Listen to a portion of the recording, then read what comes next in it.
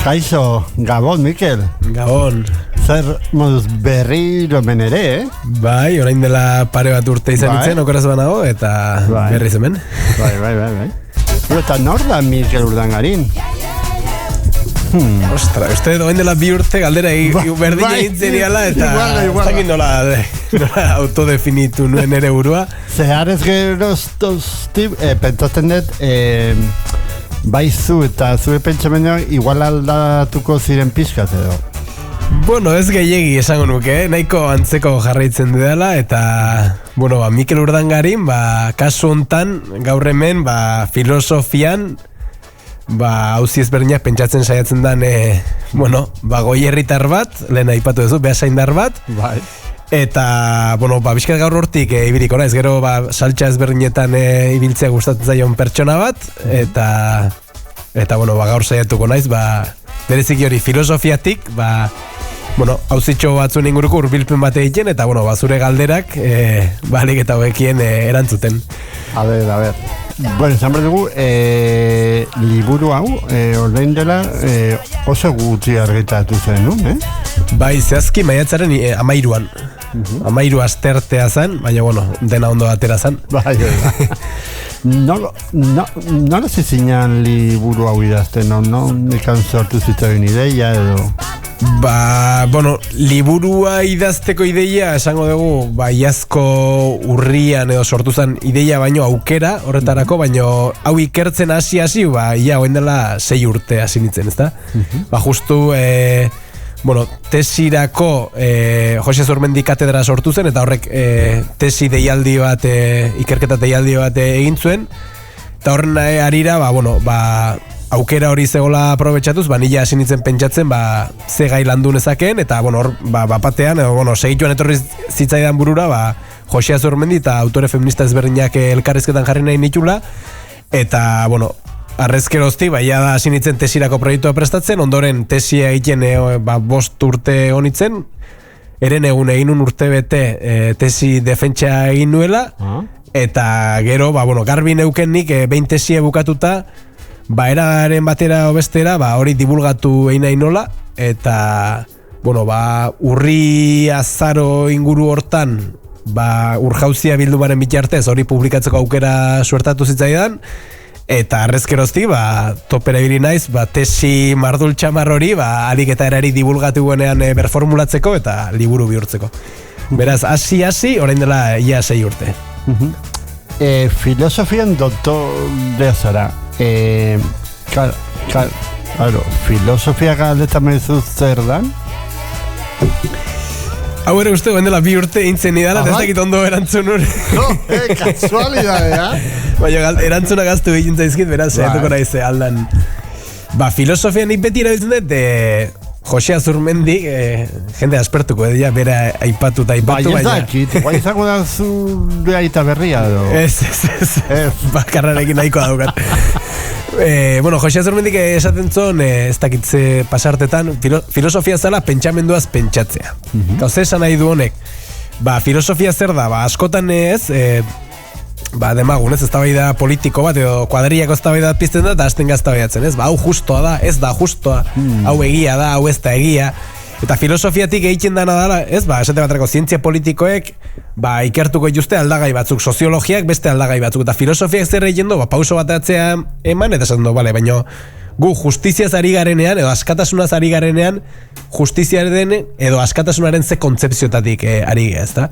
Eta horren labait egiten dona da, horren inguruko genealogia kritiko bat, eta horren inguruko hausnarketa kritiko bat, eta horre esegatik da, izuzun ere, pentsamenduaz pentsatzea. Pentsatzen duelako, guk pentsatzen degunean, edo gure eguneroko mundu ikuskera hori osatzen eta bersortzen degunean, ze betaurrekotatik egiten degun horren inguruko hausnarketa kritiko bat egiten duelako. Beraz, nolabait, pentsamendu horri bueltan pentsatzen du, eta alaxe biltzen gara etengabeko hausnar horretan.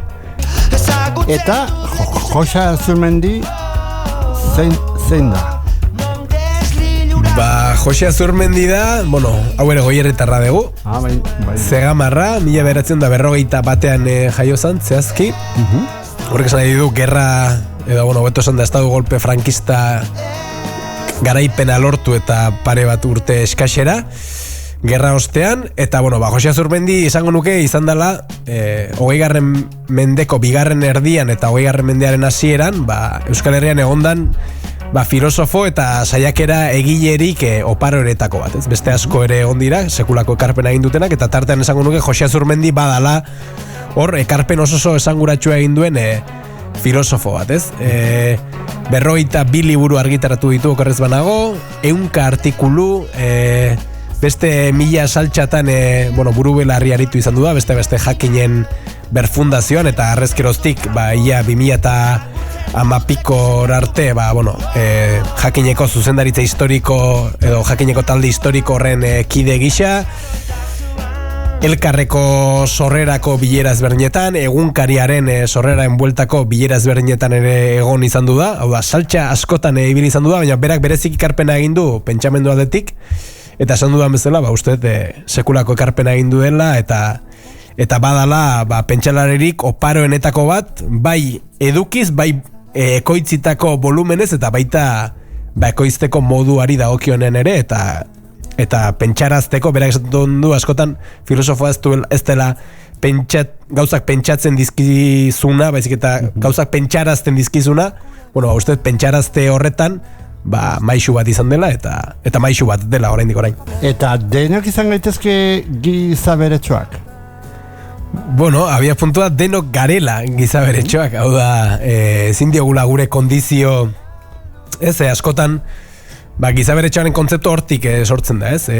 Modernitatean horre egintzan berizketa oso nabarmen bat, gorputza gogoa, burua gorputza, arima gorputza, formulazio asko hartu izan du ditu, eta tartean bazegoen bat, ez? Eta zan gizakia alde batetik eta animaliak bestetik, ez? Eta tartean gizakia eta barne animalia ere bi kontu ezberdin izango bailiran, ez? Eta nolabait, horren bueltan, hain zuzen ere gizaberetsuaren kontzeptua Jose Azurmendik planteatzen du tradizio moderno horri eta tartean tradizio erizkoi horri aurre eginez. Esan ez kontuz, gu gizaberetsu bat gera, eta ezin dugu hori aztu. Eta gizaberetsu bat izateak ze implikatzen du, beste gu gorputz bat gera, hau da ez dago buruaren eta gorputzaren arteko dualismo bat planteatzerik, eta gorputz horrek, gorputz bat garen, gizakitxoak garen neurrian, gorputz horrek dituen muga, baldintzapen eta nondik norakoak aintzakotzat hartu behar ditugu, ez? Ezin dugu pentsatu, berak esango du, giza jainko moduko batzuk garenik, giza ingeru batzuk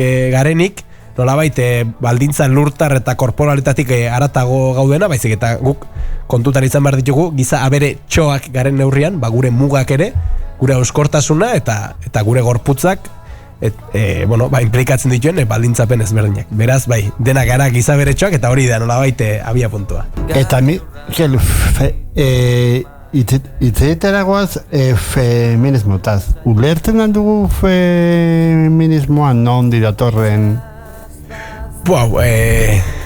Esango dugu tradizio oso luze bat duen korronte, pentsamendu, jardunbide plural bat dela, ez? Eta bere genealogiak ere oso pluralak direla, ez? Askotan hor, genealogiak egiterakoan, askotan, ez? Abia puntu bezala kokatzen dira, esate baterako korronte ilustratu ezberdinak, eta horren arabera egiten dira irakurketa, baina hori ondoren, ikuspegi dekolonial batetik ere problematizatu izan du da, beraz, ez dut uste abia puntu bakarra duen korronte multzo bat denik, abia puntutik bertatik hasita oso plurala da, eta gaur egun ere, eta hori azpimarratu nahi izan duet, ez? Askotan, horregatik nabardura hori aurkezpenetan eta berriro egin izan duet, tituluan, nolabait laburtu barren daude gauzak eta feminismoekin elkarrezketan jarri dut, baina ondoren alegindu naiz testuan feminismoaz edo feminismoez ez hitz egiten eta autore feminista zehatzak aipatzen, bestela arriskoa dagolako, ez? Badirudirako feminismoa dela besteen teoria multzo oso koherente moduko bat, eta badirudi, ez? Askotan esaten da, ez? Feministek diote, ez? Nolabait osotasun bat izango bailitzan, eta badirudi bati egindako kritika denentza balio duela, eta alderantziz, feministei oroar egindako kritikek, horietako bakoitzarentzat ere balio duela, ez? Eta uste horren aurrean, ezinbestekoa dela bat, kontan izatea zeharlerrokoa dela, ez dela, ez? Eta, denok zeharkatzen eta interpelatzen gaituela, era ezberdinean, denok ez garelako abia puntu berdinetik abiatzen, gizon edo emakume izan esate baterako, ez gera abia puntu berdinetik abiatzen, eta beste aldagai gehiago ere badaude hor, baina, bueno, era batera edo bestera denok gaudela interpelatuta, eta esan dudan bezala, korronte oso plural bat dela, beste barne eztabaida ugari dituena, eta horrexegatik, aizuen ere, hobetxidet, autore feminista zehatzak aipatzea, eta elkarrizketan hoiekin jartzea, eta ondoren, tartean, elkarrizketa hortan, beraien artean dauden desadostasun ezberdinak ere lantzea, Jose eztabaida horietan murgildoz. Beraz, esango nuke, bai genealogiai dagokionean, eta baita gaur egungo jardunari dagokionean, eta helburui dagokionean, oso plurala dela, beraz ez dagoela labaite erantzunik errezik galdera horri. Eta zaila feminismotik gizarte bat lortzea, eraikitzea?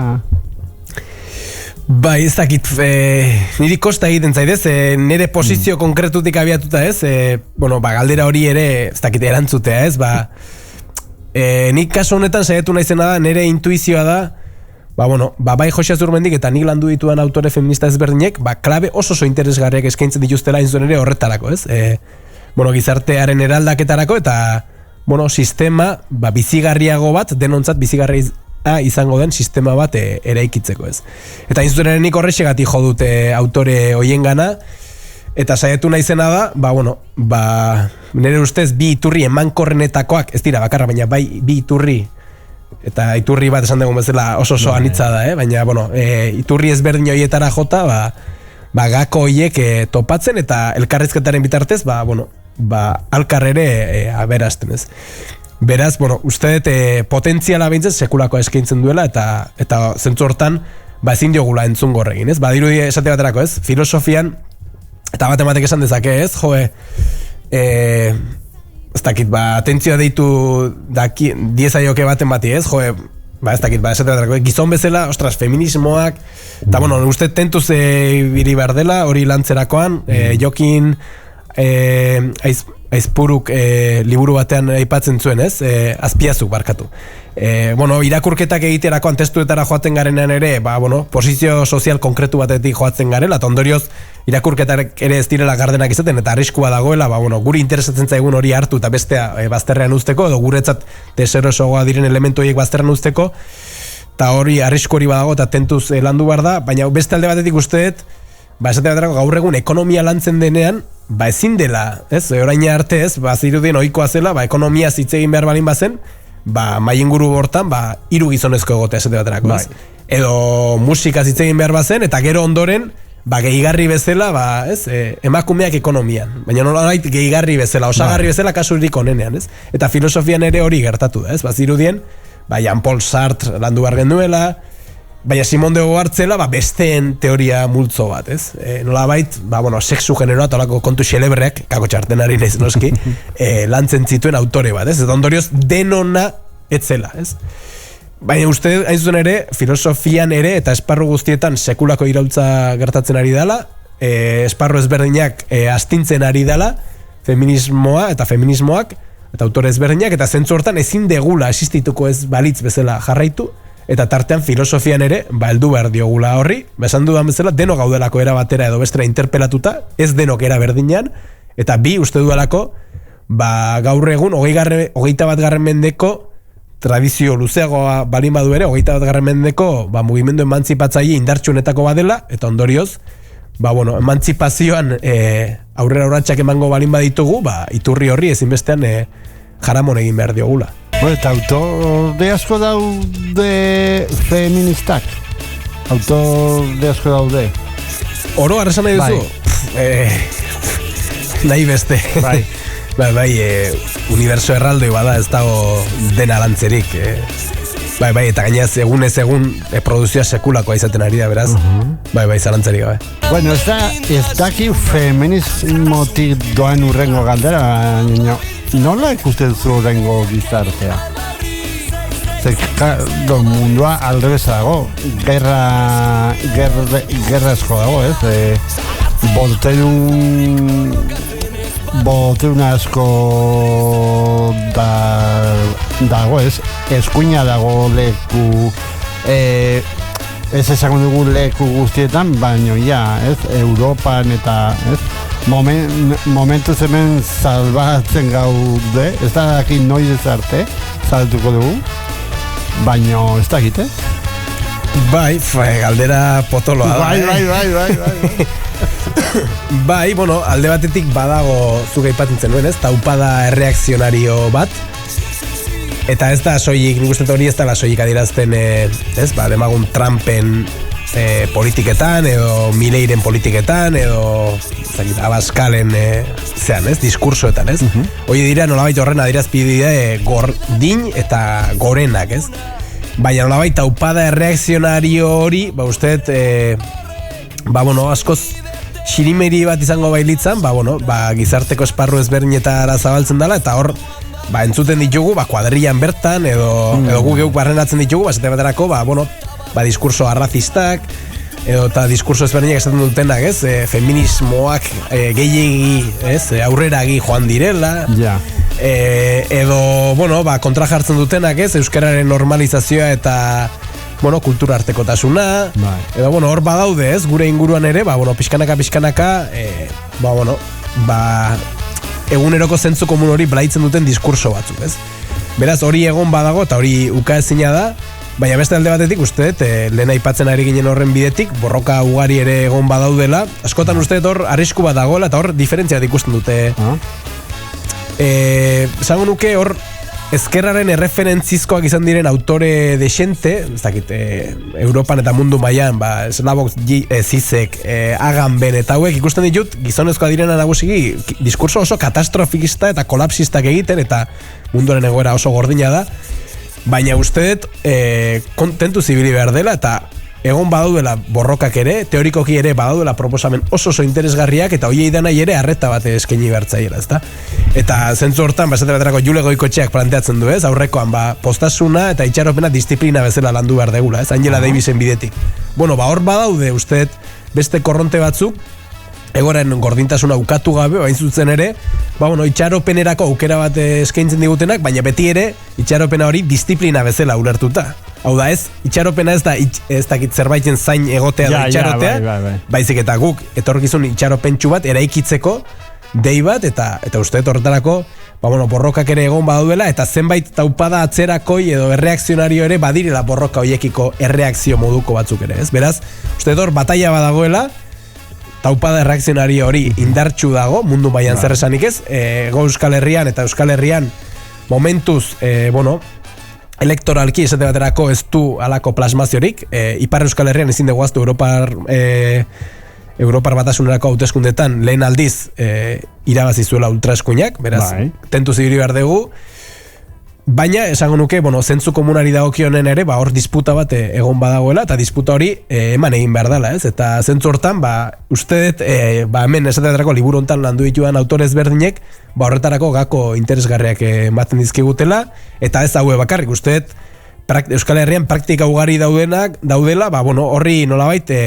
ba, arresi bat jartzen diotenak, ez? Esate baterako, zenbat ekimen komunitario daude, ez? Zer da ultraeskuina planteatzen diguna? Ba, azkena eta azkena aurrekoaren arteko lehia etengabe bat, ez?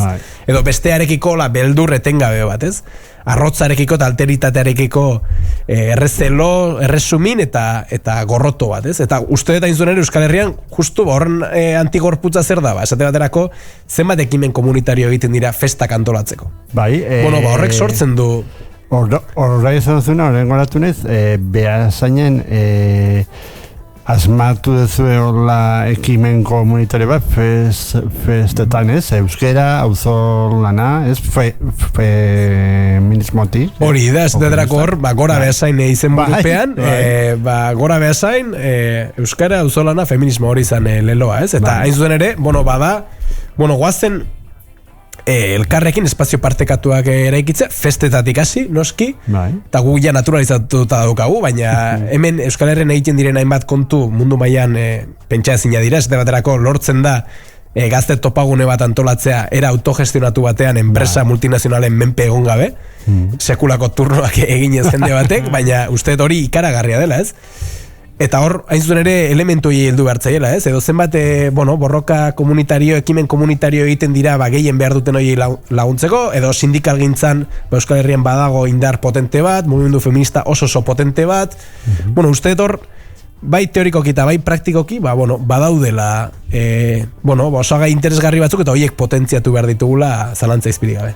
Hala ere, jende gaztean nola ikusten duzu, Mikel, zen ikusten den nahiko, ez dakit pasiboa edo, o iguazo naka izango da, ez da, ni behintzan ninderrian, turnoa iteko orain festatu zela jendea kostatzen zaio mugitzea, ez?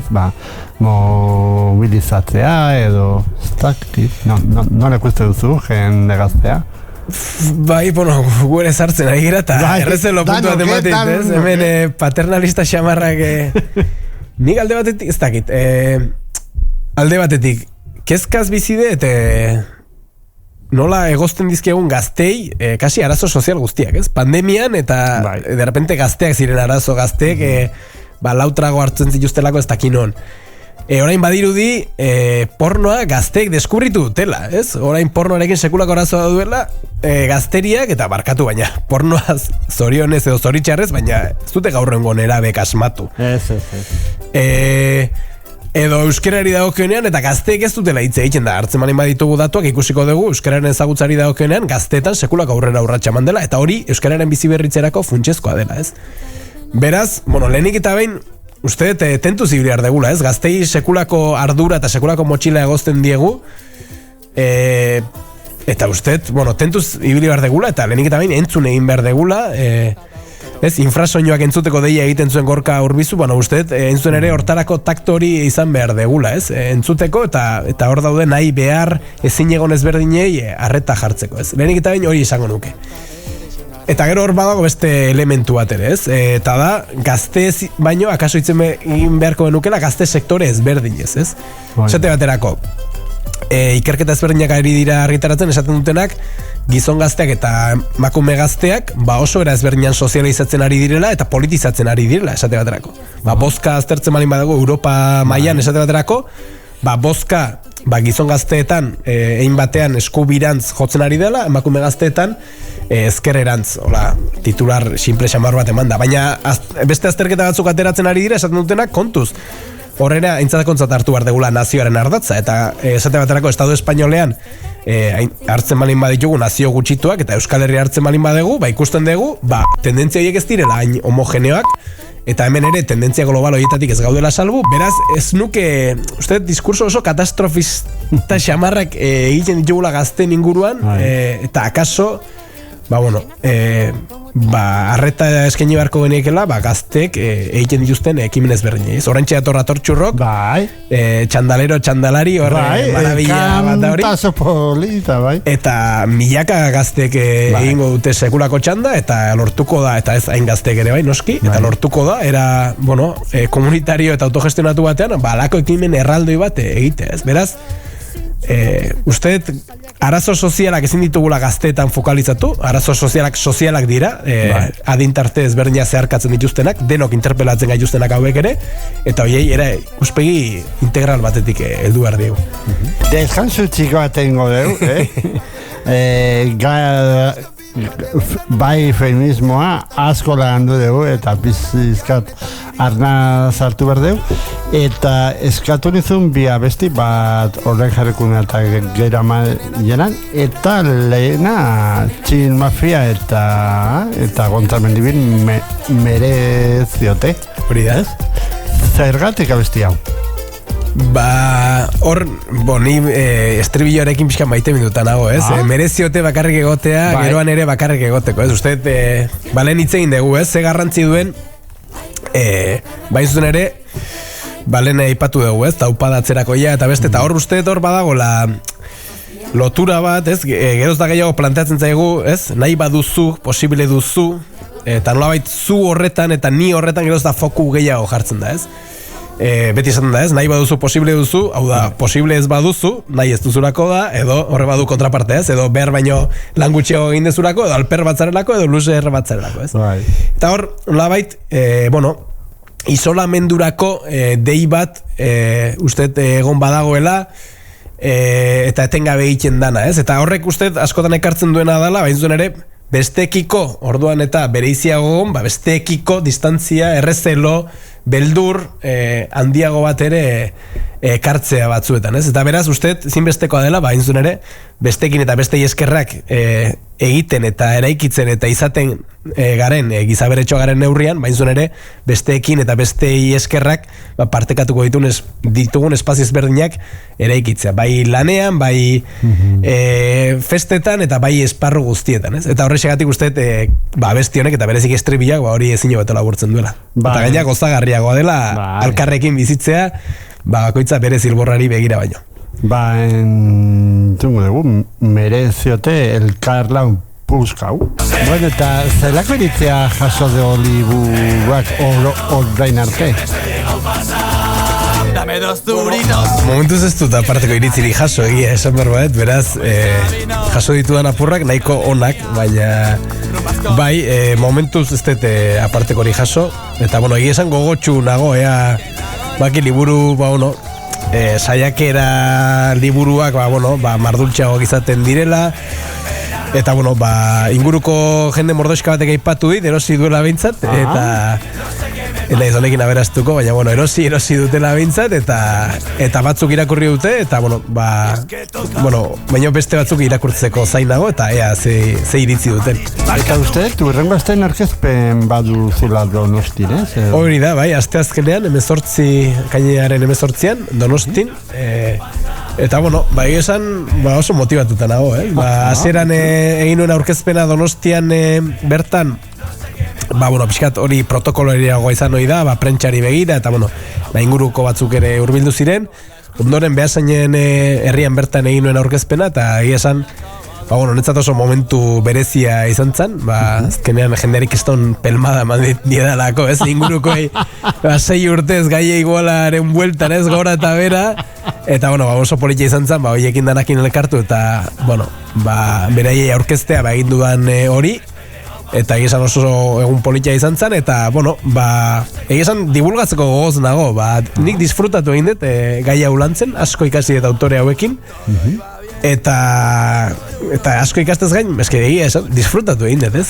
Tesian noski izan ditut gora berak, tesi prozesuak luzeak izaten direlako, nahiko bakartiak, oso bakartiak izaten direlako, nik oroar, gaia guztoka topatu dut, jende bat aspertu egiten da gai igualaren buelta, nire kasuan, ez dakit, akaso, iturri amaigabe batzuk aukeratu ditu dalako, oraindik, asko daukate lantzeko gai hauen bueltan, beraz, ez naiz aspertu, eta esan, divulgatzeko, partekatzeko, eztabaidatzeko, eta tertuli eder batzuk egiteko gogoz nago, beraz, bai, eta Donostiko, aukera politia izango da, horretarako. Podcasten izenburau kulturzaz da, kultura. Nola ikustezu Euskal Herrian kultura bat, o kulturarik, depende zerretan kultura gehiago, kultura gutxiago? Galdera zaila da, ez? Alde bat nik, ez dakitola impresioa, esango nuke, eske kulturak adirazpide asko ditu kulturak, ez? Baina geroz da gehiago ikusten ari naizena da, esate baterako musikan, ez? Asko. Korronte pila bat daudela, musika mota oso ezberdina egiten dala, oso interesgarria ere esango nuke egiten dala, eta hor, esango nuke tentsio bat dagoela, akaso, ez? Eta da, ikusten dugu esate baterako, ez? Bek betetzea jakasi ohitura bilakatzen ari dela. Anoeta hori da, ez? Kasi ohitura bihurtzen ari dela, baina behin sustraiko linari entzunion kasi erresagoa bilakatu dela bek betetzea zure herriko plaza baino, ez? Eta usteet, behin eta berriz ohartarazten ari direla bai musikari ezberdinak, baina baita ere idazle ezberdinak, eta oro esango nuke kulturgile ezberdinak, baldintza prekarioak direla beraienak, hor ere klase ertaina esango dugu desagertzen ari dela, eta funtsean, oinarrizko lan hori egitea ezinbestekoa dela, ezin dela soilik gutxi batzuen arabera neurtu, baizik eta, gutxi edo izar batzuk egon daitezen, eta oroar esango dugu, Euskal Herrian kultur ekosistema aberats bat egon dadin, eta hori gizabere txontzat funtsezko elementu bada, ezinbestekoa dela, bain zuen ere, erroko, gabezi hoiei heltzea, eta hor uste ezinbestekoa direla politika publikoak, kulturgintzarako denbora behar da, eta gaur egun justu ikusten dugu bizitzak prekarizatzen ari direla, eta orduan eta bizitza prekarioagoak, orduan eta denbora gutxiago izango dugu, eta nierazke ezin dugu pasa hor goiz guztia filiran zarrera bat lortzeko. Hori da, baina hortaz aratago kultur sorkuntzarako ere, esango nuke, denbora behar dela eta kalitatezko denbora behar dela, eta horretarako baliabideak behar dira, tresna behar dira, plazak eskaini behar dira, eta uste eta inzuen ere hor dagoela gabezia, uste hor instituzio publikoek askoz ere politika ausartagoak egin behar dituztela, askoz ere baliabide eta erraztasun gehiago jartzeko, lehen esan dudan bezala, uste duelako gogo bat egon badagolako, pandemia garaian esaterako, asko etxean egon ginen, eta ikusi genuen, jende pila batek, kulturgintzarako ze sena zuen, eta zema proiektu egiten hasi zen, marrazten hasi zen jende bat, beste bat gitarra jotzen, beste bat abesten, eta badago hor bulkada, badago gogo bat, esan dudan bezala gizakiaren, gaina pandemian jabetu ginen, ezinbesteko bizigai bat degula, kultura eta kulturgintza, baina esan dudan bezala horriek behar du, eta hori ari dira ohartarazten lanartea bera, eta beste hainbat elkarte, eta beste hainbat artista, bestelako politika publiko batzuk, potentzial horri danari bide emateko, eta kulturgintza ekosistema sano, osasuntxu eta trinkoago bat eraiki alizateko. Nik usten dut klase hau dela, zuk esan duzuna, ez bakarri musikan antzerkien ere, atzago nintzen antzerkiko gaztistar bat egin eta zaten zian programatzeko deitzeko udaletxei kriston lista zerrenda dago beti igual atentzia emango dire hainonak diren antzerkiak bakarri programatzen dituzte zu zer dakizu igual ni eskaintzen dizun produktu bat eta igual hona da, Claro, hausardi hori ea ondo jungo dan, ea ez. Eta ez ditute kontra jarri nahi, ez teatrako nik zetaken kontzertuan egon itzen, mitoaroan, eta flipatu egin nuen, kristona iruditu zaidan, bihar Fermin Muguruzaren kontzertuan zutera noetara, ez?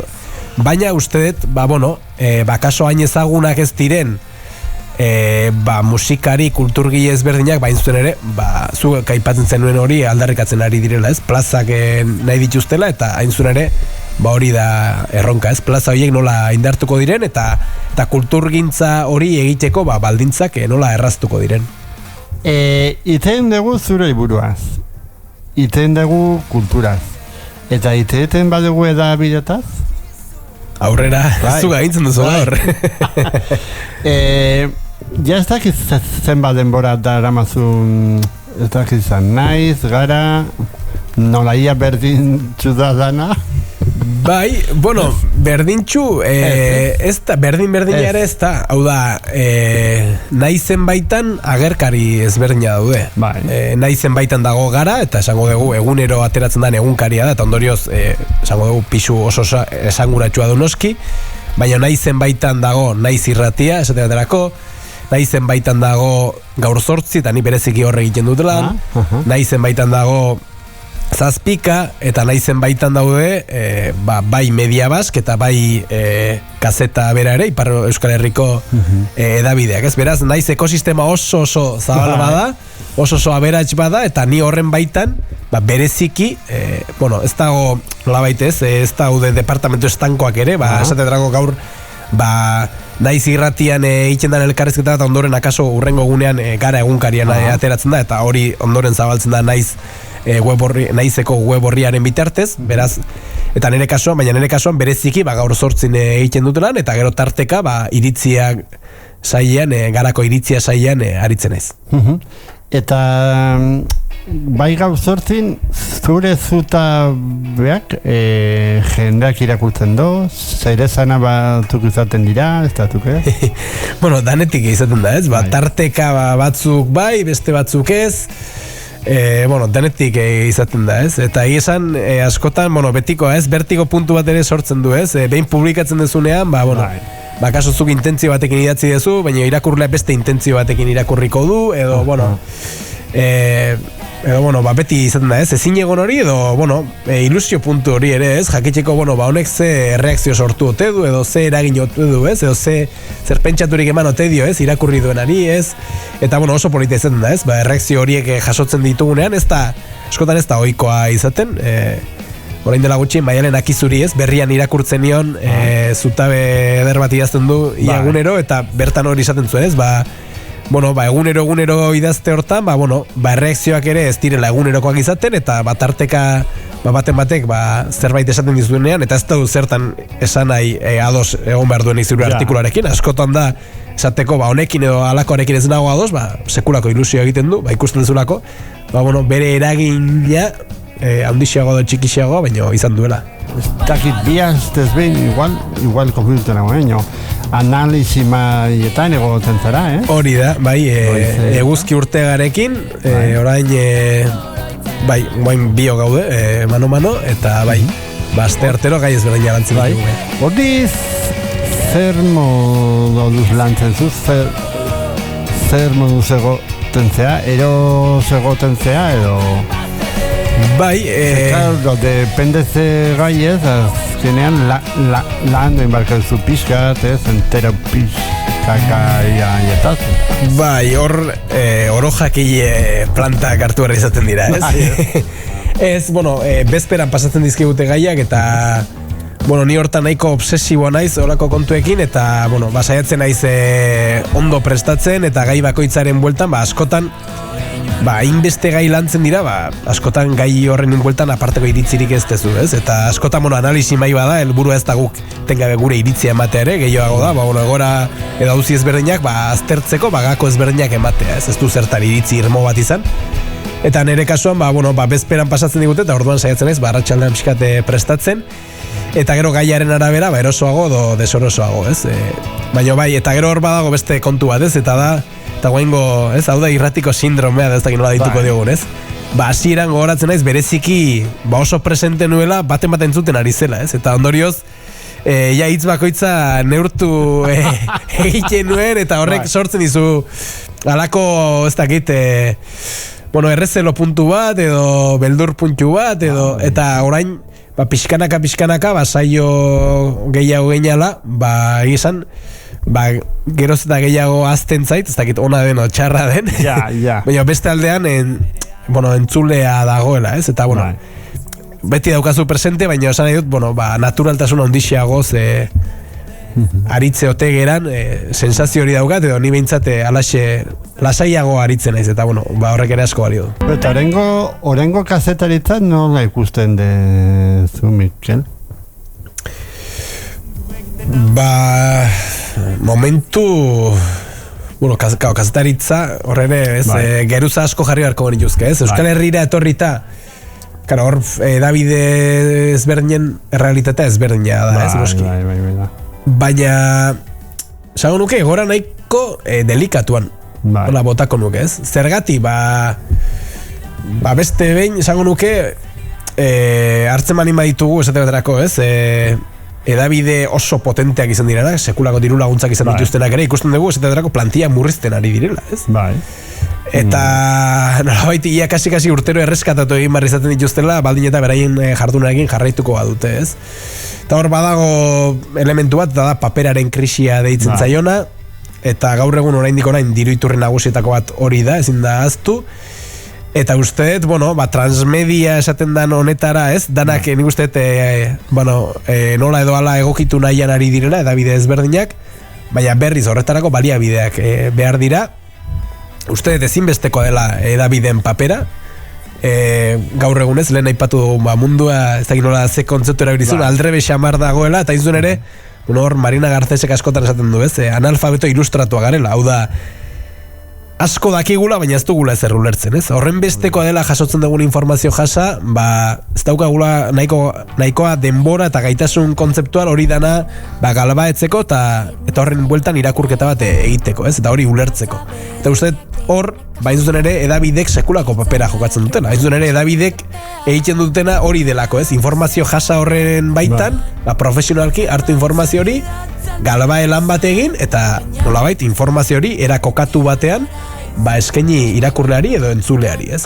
Eta uste zentzu hortan sekulako papera dutela jokatzeko, baina horretarako uste tartean digitalizazioak ere sekulako eraldaketa ekarri du, eta hor uste berriz, baliabide instituzionala, politika instituzionalak egokitu egin behar direla eta indartu egin behar direla, baldin eta kazetaritza era duinean egingo balin bada, eta kazetaritza auspo hartuko balin badu, eta gaurko erronkei erantzuteko nahikoa gaitasun izango balin badu.